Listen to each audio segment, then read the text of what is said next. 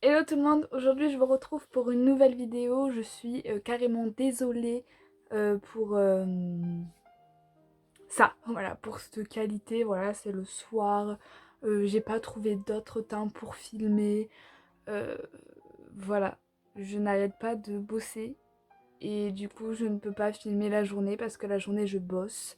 Et que le soir, vu que j'ai bossé toute la journée, ben, j'ai envie un peu de faire autre chose. Et du coup, je vous tourne une vidéo maintenant. Et peut-être que je vais même vous en... Non, une, ça suffit, parce qu'après, il faut que je fasse du montage. Ouais, je ne me repose jamais. Vous avez peut-être l'impression que le derrière, il est chelou. Genre qu'il fait un peu flou. Et genre, on dirait que c'est un fond vert. Mais en fait, c'est parce que je filme avec le téléphone de ma maman. Et c'est le Samsung Galaxy S10, je crois, je sais plus du tout. Et du coup, en fait, c'est pas du tout la même qualité que mes autres vidéos, surtout le soir. Bah là, peut-être vous allez pas le remarquer parce que je filme le soir, mais c'est le fond il est genre nickel, c'est un truc de fou et j'arrive fait un peu flou, genre comme si c'est comme si ça faisait le focus sur moi, comme sur une caméra, fait bref. Par contre, le maximum de temps ici, c'est 21 minutes. Je vais devoir me vite parler parce que vous savez que je suis très longue quand je parle de livres. Voilà. Aujourd'hui, on se retrouve pour une update lecture. Ça fait longtemps que je vous ai pas fait de point lecture, ça me manque de ouf. Mais vu que je lis des livres que pour les cours, bah du coup je vais pas vous présenter les livres pour les cours, genre c'est aucune utilité. Du coup bah là je vais vous présenter 5 romans. Il y en a un que j'ai pas avec moi, mais de toute façon ça va aller vite parce qu'il y en a deux que j'ai abandonnés. Et un c'est l'abandon du siècle. J'ai jamais abandonné un livre aussi vite, je veux dire. Bref, bah, on va commencer par le premier que j'ai pas, donc je vous mets la photo genre maintenant.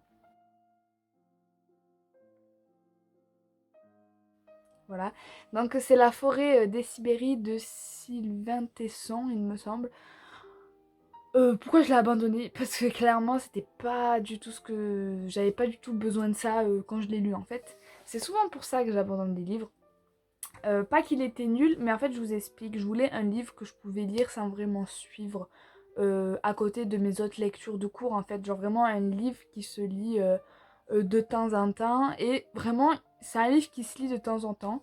Parce qu'en fait, c'est un carnet de bord de l'auteur, donc Sylvain Tesson, qui pendant une année, je crois, est allé dans les forêts de Sibérie pour vivre tout seul, juste dans une cabane avec le peu pour vivre, en fait sous format de carnet de bord, avec les mois, les jours, etc.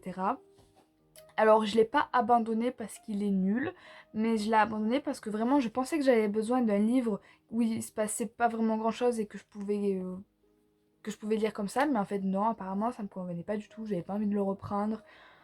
Justement, vu qu'il se passait rien du tout, la nuit, enfin le soir quand j'étais crevée et que je voulais lire et que je prenais ce livre, j'étais en mode ah non je suis crevée, du coup je vais pas lire, de toute façon il se passe rien. Enfin, voilà, je l'ai abandonné surtout pour ça. Je pense pas que c'est un abandon définitif parce que quand même il y a du positif dans ce livre, il est super intéressant. Pas intéressant dans le sens où il se passe plein de trucs, mais intéressant dans le sens où c'est intéressant de suivre la vie de cet homme qui est parti tout seul. Moi, c'est un livre qui me convient énormément parce que je me retrouve beaucoup dans Sylvain Tesson. Je dis Sylvain depuis tout à l'heure, mais je sais pas du tout si c'est son prénom.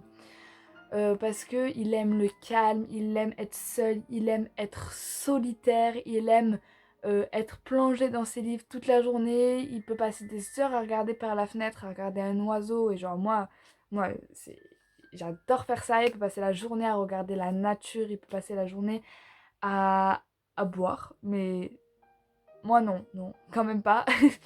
Mais ouais, c'est super intéressant. Puis quand on lit ce livre, on est vraiment dans le truc. On ressent le calme, on ressent la nature autour de lui, on se sent dans cette forêt. Moi, perso, quand je lisais le livre, je sentais l'odeur des sapins, de la neige. J'ai vraiment, pour ça, c'était vraiment cool. Mais vraiment, c'était pas le moment.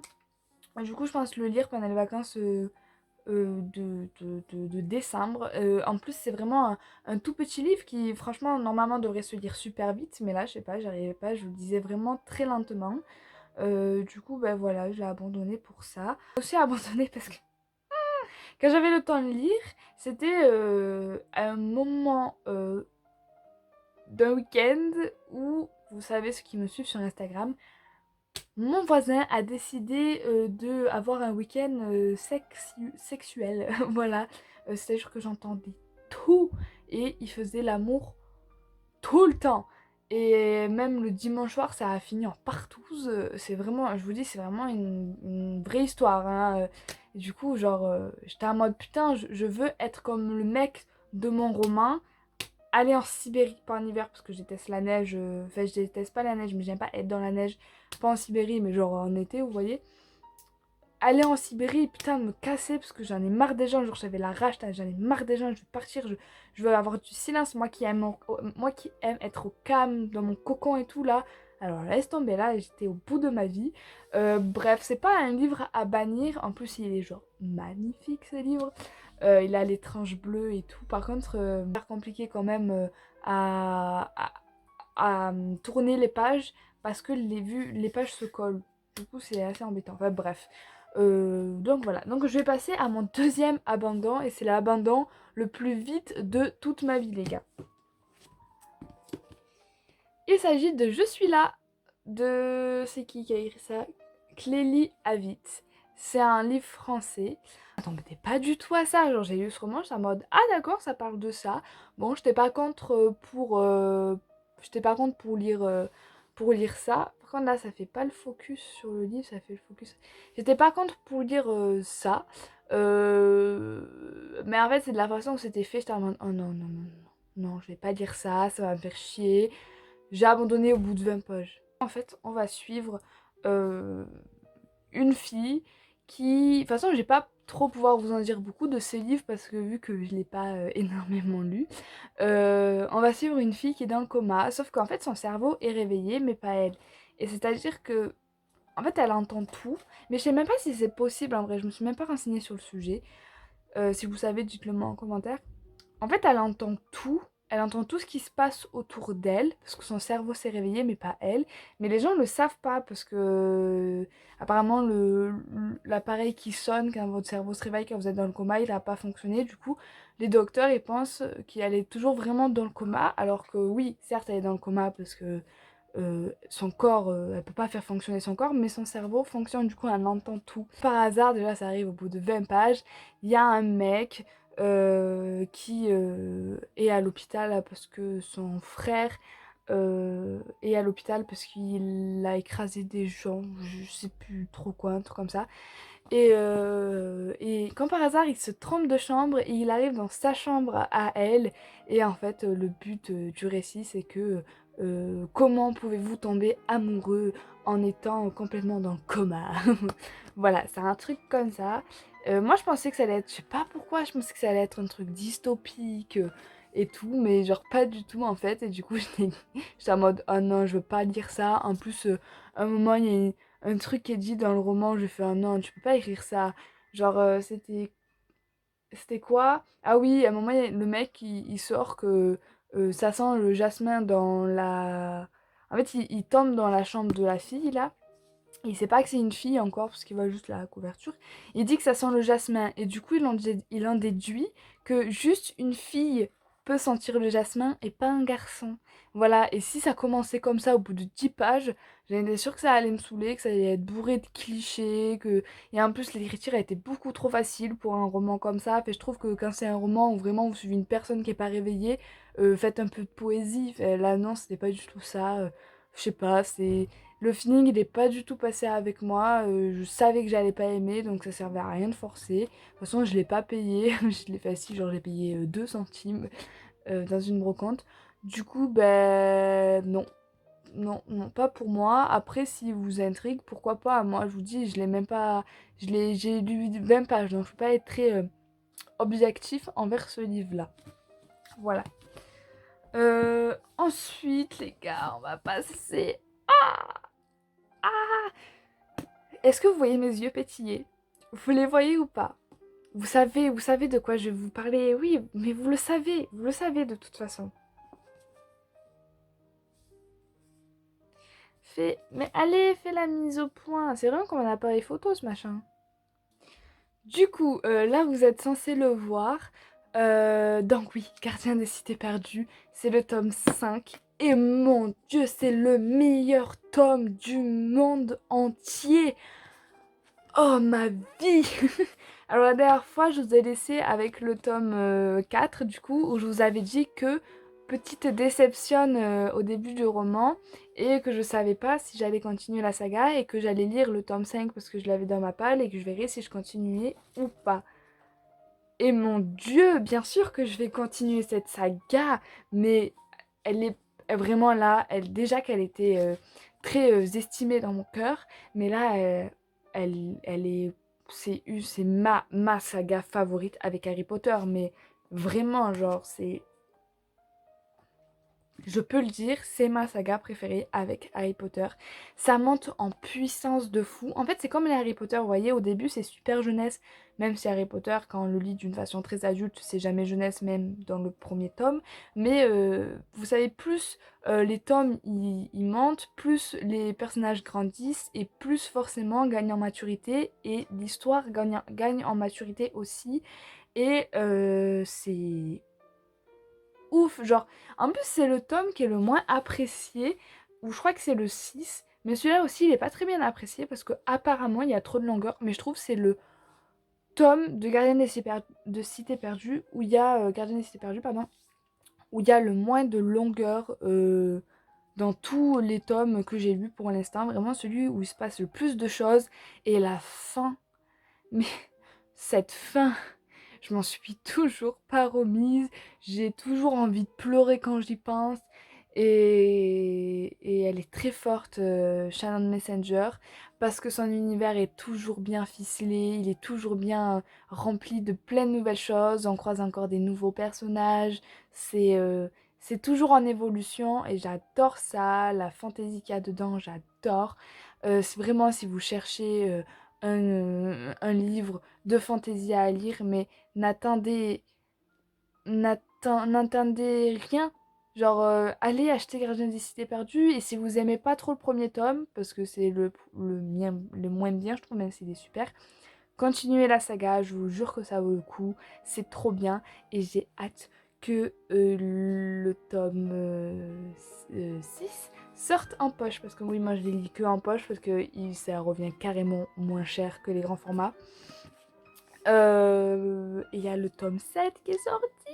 Il y a le tome 7 qui est sorti. Et apparemment, les gars, c'est un truc de ouf, le tome 7. Shannon Messenger, elle en a graffé la promo. Elle a fait des illustrations magnifiques. On se pose un peu de questions sur les relations entre les personnages. J'ai hâte. Et oui, et le tome 6, j'ai hâte de le lire aussi. Parce que on va revoir les parrains. C'est pas vraiment un spoil si vous avez vu même le 1. On va enfin revoir les parents de Sophie. Et waouh, ça va être trop bien.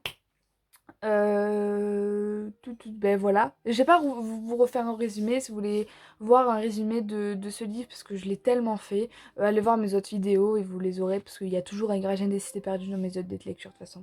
Donc j'ai hâte, il sort là, bientôt, en novembre, le 7 novembre. Vous pouvez être sûr que je vais le commander. De toute façon, c'est le premier livre que je vais lire en décembre, pendant mes vacances. C'est sûr, c'est lui, et je vous en ferai un petit vlog lecture. Et oui. Ensuite, je vais vous parler. Bon, ça, c'est des livres que je vous ai fait en vlog lecture. Donc, si vous avez vu mon vlog, ben, vous allez les revoir ici, du coup. Mais je pense que mon avis, il va pas diverger, mais il sera peut-être plus constructif parce que les vlogs lecture, c'est des avis à chaud et c'est fait exprès en fait. Donc, on va passer à Stags, partie de chasse de M.A. Bennett chez les éditions Bayard. J'adore ce roman. Vous savez, enfin, j'adore le physique de ce roman. Il est trop beau. Vous savez que ça me fait penser à mon tatouage. Voilà, voilà, on adore. Ça va être compliqué de vous résumer ce livre. On va suivre... ah oui, je me rappelle son prénom parce qu'il est super bizarre. Greer. On va suivre Greer MacDonald. C'est une fille. En fait, son père, il fait des reportages animaliers. Il doit partir, je sais pas où, dans une grotte pour filmer des chauves-souris. Et elle a plus de mère parce qu'elle est morte ou elle a abandonné, je sais plus. Je sais plus si elle est morte ou elle a abandonné à ses 16 mois. Du coup, ben, elle a personne pour la garder, mis à part sa tante, mais elle a pas trop envie d'aller chez sa tante, allez savoir pourquoi.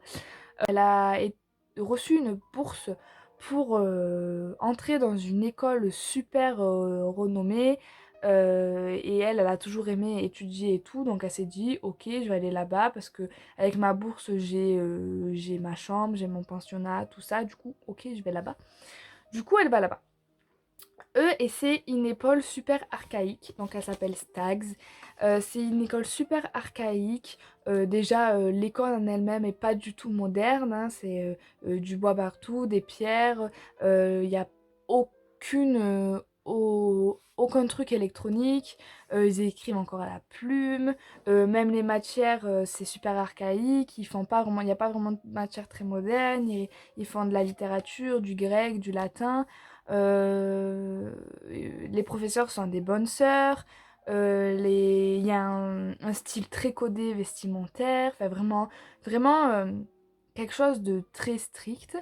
L'ambiance, en fait, va dans le même sens parce que grâce à cette description de l'école, on est vraiment dans une ambiance déjà qui nous annonce la couleur que ça va être quelque chose de très lourd et de très sombre. Dans cette école, il y a aussi des clans, c'est-à-dire qu'il y a le clan un peu des riches qui s'appelle les médiévaux.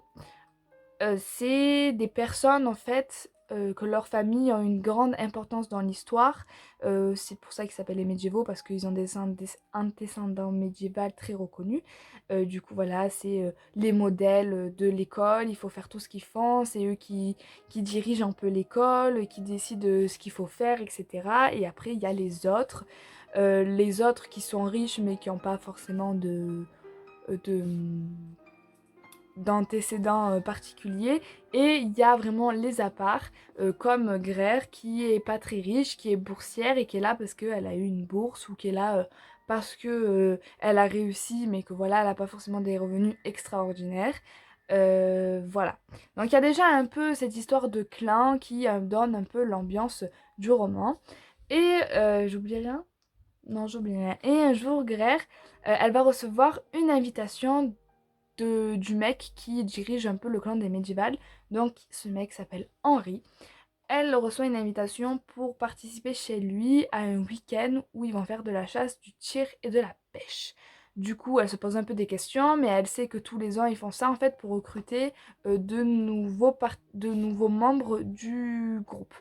Du coup, elle se demande pourquoi moi, parce que moi je suis pas vraiment riche et tout. Mais sa colocataire de sa chambre, elle la pousse à y aller et elle lui dit que sa colocataire, elle rêverait d'être à sa place, qu'elle a une chance énorme d'accéder à ce groupe, etc. Du coup, elle devait y aller. Du coup, elle y va. Sauf que ces parties de chasse, de tir et de pêche ne vont pas se passer comme prévu. Et ça va être totalement différent d'une chasse aux animaux. Voilà, je pense que je vous donne un peu le temps du roman. Et dès le début du roman, même dans le résumé, c'est dit, on sait que Grère a tué quelqu'un. Voilà, on le sait, elle le dit. Elle dit, la première fois ce qu'elle dit, c'est qu'elle sait qu'elle a tué quelqu'un, que c'était un homicide involontaire, etc., etc. Et elle fait tout pour nous raconter ce qui s'est vraiment passé. Euh, j'ai aimé ce livre. Je l'ai aimé parce que j'ai aimé l'ambiance, j'ai aimé la façon dont c'était écrit, j'ai aimé le fait que le narrateur interagisse tout le temps avec nous, c'était super sympa, j'ai beaucoup aimé ça. Par contre, j'ai été super déçue de la fin. Je m'attendais pas du tout à ça. Le résumé nous promet quelque chose qui tient pas du tout sa promesse. C'était trop facile. Vraiment trop facile. Et j'ai été déçue. Vraiment, là, je vous le dis, pour le coup, j'ai été déçue. J'ai bien aimé, mais la fin m'a laissé sur ma faim. J'étais en mode, ok, tout ça pour ça. C'était un peu trop facile à mon goût. Enfin, la fin, et après il y a une fin. Après la fin, vous vous dites, j'aimerais bien savoir la suite quand même. C'est bizarre, ça fait vraiment secte, etc. C'est vraiment une ambiance d'Halloween, parce que je l'ai lu pour Halloween. De toute façon, c'est pas un livre qui vous fait frissonner, mais c'est un livre qui vous met grave dans une ambiance bizarre qu'on recherche pour Halloween, et c'est ça que j'ai aimé. C'est vrai que la fin m'a un peu déçue. La fin m'intrigue, et du coup, j'ai hâte que le tome 2 quand même sorte pour voir quand même ce qui va se passer. Par contre, le tome 2 est en train de me vendre du rêve parce que j'ai peur que ça soit un peu répétitif. Je sais plus comment on dit. Voilà. Donc voilà mon avis pour Stags. Et ensuite, on va passer à un livre que j'ai énormément aimé. Dans mon vlog, je dis que je l'ai aimé, mais pas plus. Mais en fait, en y réfléchissant, j'y pense tout le temps à ce livre. Du coup, ben ouais, c'est pas un coup de cœur. Ah, je sais pas encore, faut voir encore un peu parce que ça fait même pas une semaine que je l'ai lu. Du coup, je vais vous parler de La cave de Natasha Preston aux éditions Les Livres de Poche. Ce livre, il est horrible. Oh, il est horrible ce livre. C'est un livre qui j'y pense tout le temps après. Désolée, j'ai roté. Oh là là, la malpolie. C'est un livre auquel tu penses tout le temps quand t'as fini de le lire. Je vais vous parler du résumé déjà. Donc, on va suivre Summer. Summer, elle a une vie bien tranquille, elle a un petit ami et lors d'une soirée, elle se dit que elle va faire un petit concert avec ses amis et tout, et son mec il lui dit t'es sûr tu veux pas que je t'emmène et tout, et elle a dit non t'inquiète c'est bon je vais y aller à pied. Du coup elle va voir sa pote et en fait au cours du chemin elles ont perdu une pote. Du coup elles se divisent et elles vont la retrouver. Donc sauf que Summer elle est toute seule à un endroit. Pourquoi il clignote? Est-ce qu'il va s'éteindre? Attendez parce qu'il clignote, du coup je vais voir. Du coup, je finis de filmer avec le mien parce que celui de ma mère a décidé qu'il restait plus que 2 minutes pour tourner et à chaque fois que je mettais une nouvelle vidéo en marche, je pouvais parler que 2 minutes. Donc, voilà. Donc, je sais plus ce que je disais. Oui, du coup, Summer, elle est dans un coin paumé et là, il y a un mec qui sort de nulle part de sa voiture et qui la regarde et qui lui dit « Lila, Lila ». Lila. Et elle est en mode non c'est pas moi Lila, laisse-moi tranquille, moi je m'appelle Summer, tu me fais peur, vas-y casse-toi. Et là il la chope et il la met dans sa camionnette. Il l'emmène gentiment, ouais faut savoir aussi qu'il a frappé et qu'il a du coup elle a la mâchoire et tout, qui pisse le sang. Et il lui dit nettoie-toi ouais, parce qu'il a le mec qui s'appelle Trèfle d'ailleurs, qui se surnomme Trèfle, a la phobie des microbes. Du coup dès qu'il voit qu'elle saigne, elle est en mode vite nettoie-toi. Bref. Et du coup, il l'amène chez lui. Et normal, Summer, elle panique. Elle se dit, mais putain, mais qu'est-ce qui m'arrive? Elle essaye de crier, mais voilà, c'est un kidnappeur. Et du coup, il l'amène chez lui. Et chez lui, il a un sous-sol. Et il l'amène dans ce sous-sol. Et Summer, quand elle arrive dans ce sous-sol, elle voit que, en fait, ce sous-sol, j'ai dit beaucoup de fois le mot sous-sol, il faut arrêter. C'est pas un sous-sol comme les autres. En fait, c'est un espèce de studio. Et dans ce studio, il y a 3 autres filles avec elle. Surtout qu'en fait, c'est un studio super impeccable avec un canapé, une cuisine, des chambres, une salle de bain et tout. Du coup, c'est quand même bizarre, tu vois, pour un kidnappeur que voilà, et elles ont tout à disposition. En fait, pas tout parce que voilà, forcément, il est malade le mec, du coup, il va pas. Je vais vous dire pourquoi, mais voilà. C'est assez bizarre et du coup elle comprend pas trop, j'allais dire Lila Summer, elle comprend pas trop ce qui lui arrive. Et en fait on va vite comprendre que du coup Trèfle kidnappe ces jeunes filles en fait pour avoir une vraie famille et pour pas que ces filles finissent comme des prostituées, parce que le mot est fort vraiment pour ce qu'il définit. En fait, Trèfle à la haine contre les prostituées et les femmes en général, les femmes qui mûrissent. Parce qu'en fait, quand il était petit, ça je vous le dis, mais on le découvre très vite. Quand il était petit, son père a trompé sa mère avec une femme, c'était même pas une prostituée. Et depuis, en fait, il a une obsession contre les femmes et en fait, il kidnappe des filles qui ont l'air pures pour pas qu'elles deviennent des salopes. Voilà, il fait tout pour les protéger et pour pas qu'elles deviennent des salopes. Et par la même occasion, quand il croise une prostituée, il la tue. Voilà. Et c'est les filles, il les tue dans son sous-sol devant les filles et c'est les filles qui doivent nettoyer. C'est sympa, hein? Bref.